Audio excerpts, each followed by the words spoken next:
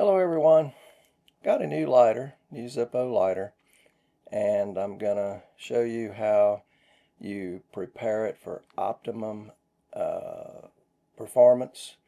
When it comes from the factory, it's packed where it'll work, but they don't take time to route the wick through the absorbent fuel reservoir, the cotton, like they should. And so I'm going to show you real quick how to do that so that when you buy your next Zippo, or with the one you have now, you can prepare it for optimum efficiency. First, let's remove the lighter from the case, the box rather.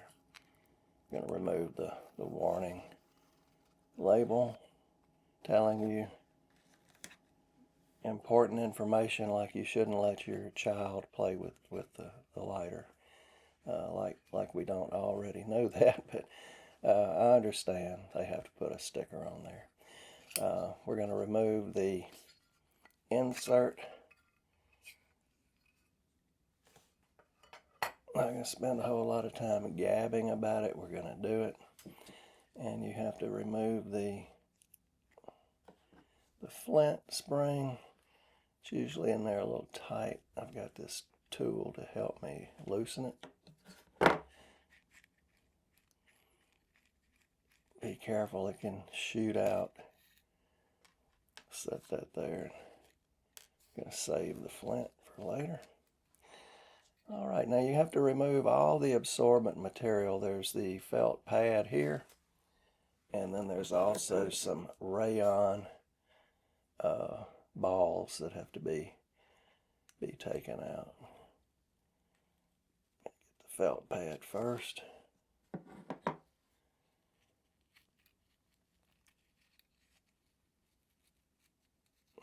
Set that aside. And there's the rayon cotton balls, if you will. They may have used cotton at one time, but they went to a synthetic. It probably lasts longer. You start removing these balls, and as you can see, the wick is starting to show. It's just packed in there. It'll work, but not as well as if you take time to pack it properly. See, it's all tucked away on the side. It should be in the cotton. All right. So there we have all the cotton balls, but the one that's between the flint tube and the case, we'll leave that in. That's of no consequence. We're going to go ahead and remove the wick. Now the instructions that they give when you buy a wick, I don't know if you're going to be able to see this too well. They tell you to put the wick in this serpentine style. We start out with it straight, and then you bend it over and you add a cotton ball, 2 cotton balls. Then you bend it over the cotton balls, add 2 more, so forth and so on. But what you're doing, if you ever have to pull the wick out to get some more wick, you're not going to be able to do it this way. So I'm going to show you a better way. First, I'm going to straighten the wick out.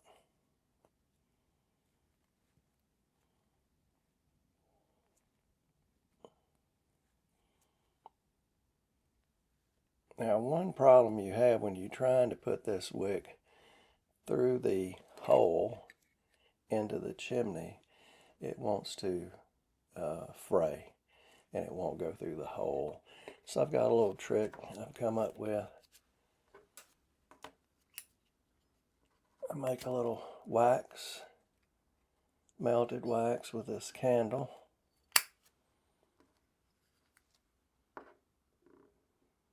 May take a minute. You just want to take the tip, dip it in the wax, and just twist it. That's going to harden that point, make it much more easy to place in that hole going into the chimney. Now we're going to go ahead and make our serpentine pattern now, not later. Don't have to be exactly perfect, but that's basically what you want. And now we're going to push it down in there, and as you can see, there's absolutely no trouble getting it up. And I like it to be about at the top of the chimney. That's about right. I could adjust that later, as you're going to see. Now, the way I put the balls in without smashing the wick against the top of the reservoir, I use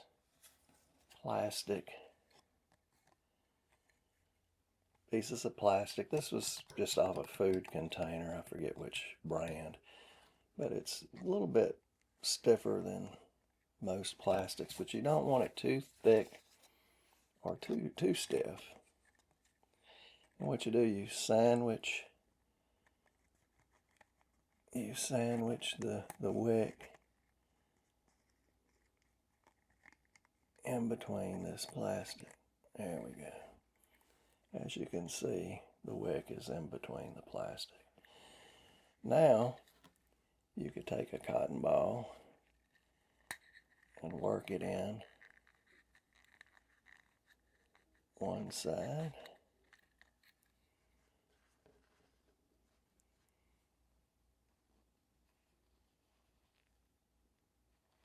There were 5 total, and you left one in.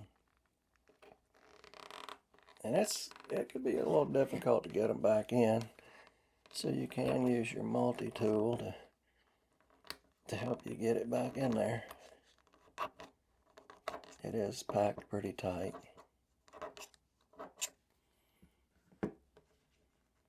And as you see, the wick stays between the plastic. That's very important.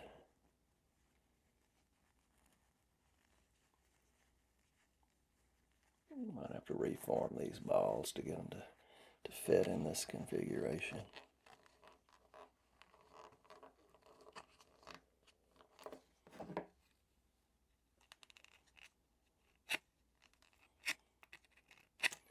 We're almost done. See, that's how quick it could be readjusted for optimum absorption. I'm going to put this a little bit longer because I want part of it to go between the flint tube and the case. This one's a little bit more difficult because of that, but not bad. And you could use your multi-tool. You want to pack it down to give you room for the felt pad.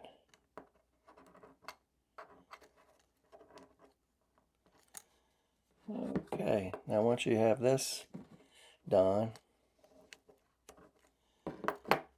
you could pull the plastic. Now some of the cotton's going to want to come up when you do that, but that's not a problem. Because now that you have the wick in the proper position, it's not going to change.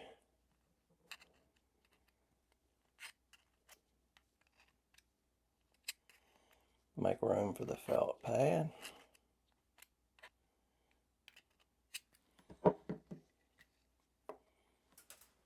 Take your felt pad, place it back in.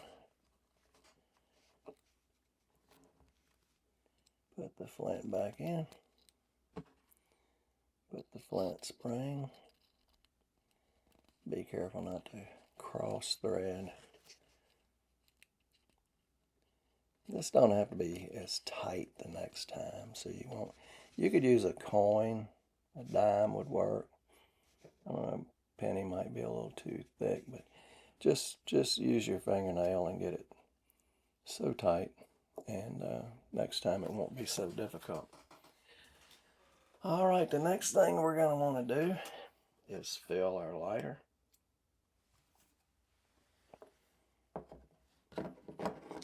Until this felt gets a little limber, you might have to use a tool to pry it up, but it will limber up.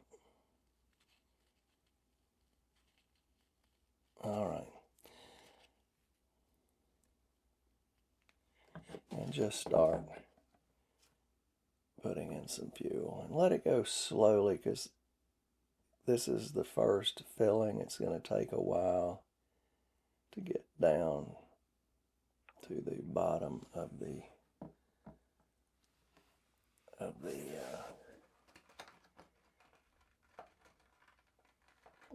going to take this box and use it to protect my tabletop. You can put it into the case, but I like the extra to leak out. A lot of people let it leak into the case and then put the insert back in the case to absorb that extra, but then you're definitely going to overfill your lighter. But what you want to do is just keep slowly putting it in, letting it absorb down, and eventually you're going to see it pool.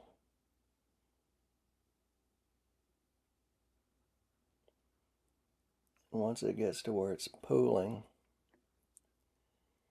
you fill the lighter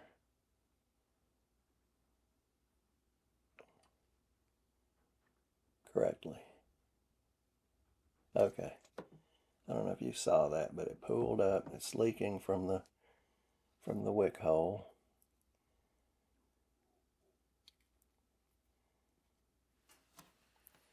I wish I had a towel, but I don't. Didn't provide myself with a towel, but I believe we're okay.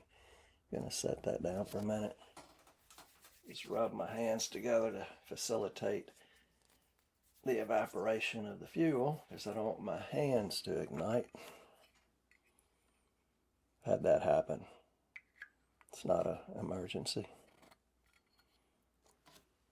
but not good practice. Adjust the wick in the middle of the chimney. And there you have it. That little bit of wax is not going to be a problem. It'll burn off. You can let it burn for a minute to burn that wax off. And there you have it. The wick is in between, sandwiched in between the absorbent material. That's for optimum absorption. Don't come like that from the factory, but it only takes a few minutes to do it. Voila.